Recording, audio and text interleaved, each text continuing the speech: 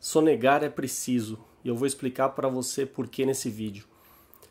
O tal crime de sonegação nada mais é do que mais um crime sem vítima, porque dizer que o sujeito que se recusa a ser roubado, ou seja, pagar impostos para o Estado, está cometendo um crime, é o mesmo que você dizer que o sujeito que se recusa a ser roubado por um ladrão, né, está cometendo um crime.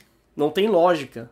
Ou seja, se eu sou assaltado por alguém e eu reajo, me recuso a ser assaltado, eu estarei lesando o bolso do ladrão? É claro que não. Então não fale em lesão a cofres públicos, porque cofres públicos nada mais é do que o bolso do ladrão, que as pessoas chamam de Estado.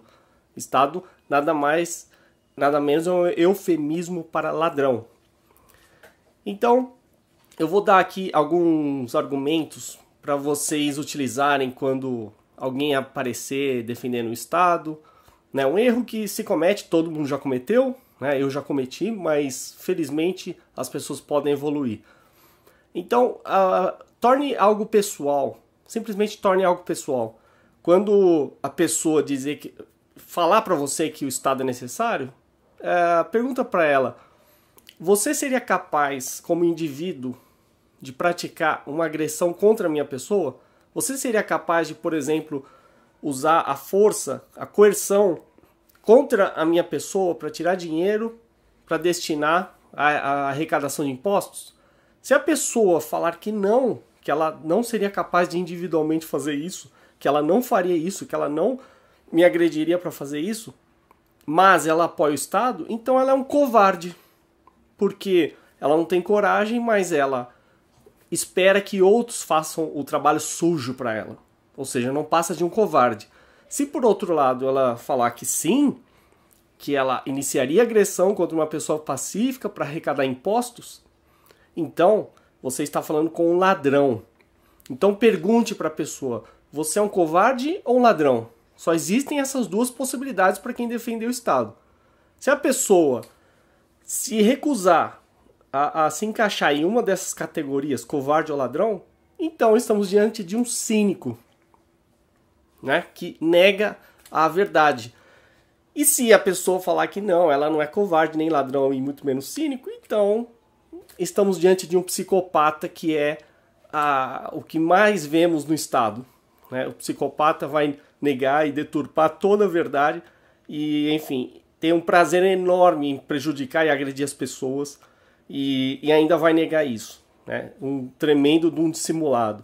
E não tem remorso em fazer isso, né? Aí não adianta discutir, porque é um caso incurável. Outro argumento que você pode dar: simplesmente pergunte para a pessoa que serviço deve ser prestado, né, sob a ponta de uma arma, sob a mira de uma arma. Que tipo de serviço tem que ser prestado apontando uma arma para a cabeça do consumidor? Né? Só para ver se ela vai responder. Qual o tipo de serviço? Ou seja, mesma coisa, se a pessoa falar que nenhum serviço deve ser prestado dessa forma, então parabéns, você é uma pessoa normal. Se ela falar que ela apoia que se aponte arma para as pessoas sob o pretexto, sob a finalidade de que serviços devem ser prestados e para isso pessoas pacíficas devem ser agredidas, então, de novo, você está diante, né, de um psicopata, um ladrão, um sujeito que a gente pode resumir de estatista. Né? Lembrando que a maioria das pessoas cai nesse erro. Né? Ou elas nunca pensaram sobre isso, ou elas simplesmente foram doutrinadas e aceitam essa agressão. Contanto que todos sejam agredidos, elas aceitam serem agredidas também. E uma terceira pergunta que você pode fazer, muito simples, é o seguinte: em que caso é justificável iniciar agressão contra uma pessoa pacífica? Essa pergunta é matadora. Né? A pessoa provavelmente vai ficar sem resposta, ela não vai conseguir responder e você ganhou o debate. Então é muito simples, não há argumento algum que fique em pé, né? Não há nenhum tipo de justificativa para o Estado. Não adianta falar em contrato social, em Leviatã, o que seja. Nada disso se justifica ou fica em pé diante de um princípio libertário da não agressão. né? Ou seja, é ilegítimo agredir um não agressor. Então, ou seja, baseando-se nesse princípio, ninguém tem o direito de arrancar o dinheiro de ninguém. É muito simples. E a partir daí você desmonta todo o Estado.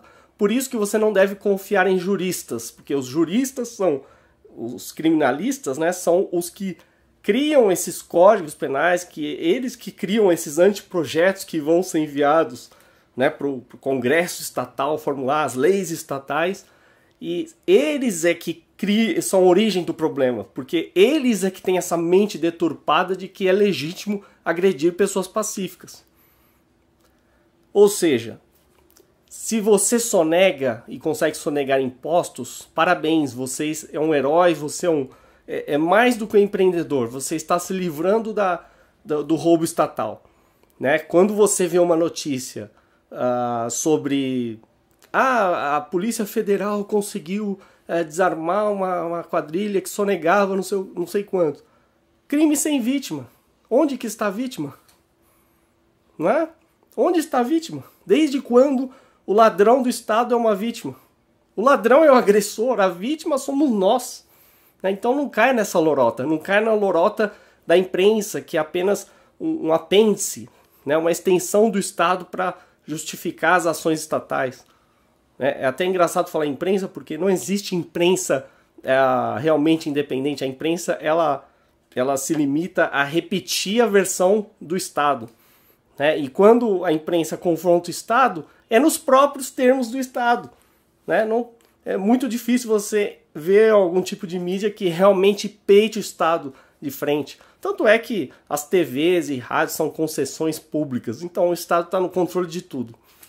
Então eu só fiz esse vídeo para você entender, porque você não deve, né, ficar comemorando prisão de sonegadores. E você também deve sonegar.